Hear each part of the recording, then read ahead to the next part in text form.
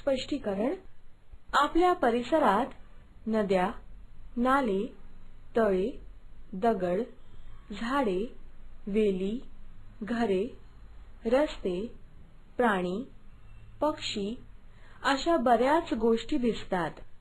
आपण त्यांची गटवारी करू म्हणजे यातील काही वस्तू निर्जीव आहेत आणि काही सजीव आहेत म्हणजे काय ते पाहू.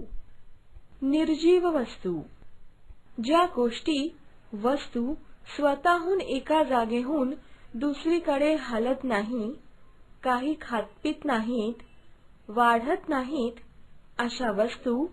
उदाहरण दगड, टेबल, खुर्ची इत्यादी. सजीव वस्तू पहिलं गाय, कुत्रा, मांजर इत्यादी प्राणी आपण पाहतो. ही सर्व सजीव आहेत कारण ते आपल्यासारखेच प्राणी जन्माला घालतात, खाऊ पिऊ घालतात, त्यांची वाढ होते. यामध्ये पक्षी सुद्धा येतात, पंख असल्यामुळे ते उडतात. दुसरं, या सजीव वस्तूंमध्ये झाडे सुद्धा येतात कारण बी पासून रोपे तयार होतात, त्यांची झाडे वेली वाढतात, त्यांना फुले, पाने, फळे येतात, परत फळातील बियातून झाडे तयार होतात.